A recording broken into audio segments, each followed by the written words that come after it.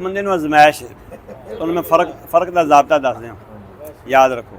اچھا یہ کہندے نے کہ ایک نمازی آدمی ان دی غربت ان دی بیماری جاندی نہیں دی تے او بیچارہ ہے بھی بے گناہ ہے توحید پرست بندہ ہے نمازی ہے بااخلاق ہے روزے بھی رکھتا ہے یہو گل ہے نا.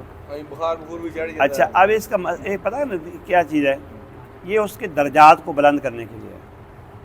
چھوٹی موٹی انسان کی زبان سے ہاتھ سے غلطی ہو جاتی ہے نا اللہ تعالیٰ اس کو اپنے پاس جب بلائے گا نا بالکل 100% گناہوں سے پاک کر لے گا. مطلب کہ جب اس کو کوئی پریشانی آتی ہے تو بندہ یہ سوچ اس کے اوپر اللہ اس کو اجر دے گا. اللہ کی طرف سے ایسے ہے. اللہ کی طرف سے ہے. اسباب اگر پورے زور لگا لے اپنے استعمال کرنے کے پھر بھی واقعہ ہو جائے اس کو تقدیر ماننا فرض ہے.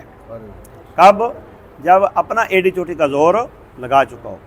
لیکن پھر اللہ کے فیصلے پر ڈٹے بھی نا تسلیم کرے مانے کہ یہ میرے رب کا فیصلہ ہے میری عقل و شعور سے باہر بات ہے میں اس کو اللہ کا حکم اور فیصلہ سمجھ کے قبول کرتا ہوں. ٹھیک ہے.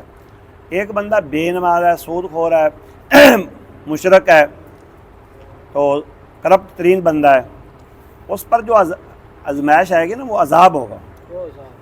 کہ فرق کیا ہے؟ فرق مطیع اور نافرمانی کرنے والے کا ہے. ایک فرما بردار ہے اس کے اوپر آزمائش ہے وہ اللہ گناہ مٹا رہا ہے اس کے. ایک مجرم ہے اس کو اللہ سزا دے رہا ہے. فرعون کو اللہ نے سزا دی تھی جو اس نے جرم کیا تھا نا اس کو اس کی کیا دی؟ سزا دی تھی. وہ آزمائش نہیں تھی. آپ میں نمازی توحید پرست اگر کوئی بخار سر درد ہوتی ہے تو یہ ہلکی پھلکی درد اس لیے ہے کہ جو نماز میں گناہ معاف نہیں ہو سکے روزے سے معاف نہیں ہو سکے ان کو اللہ بخار کے ذریعے آپ کو کلیئر کر دے گا.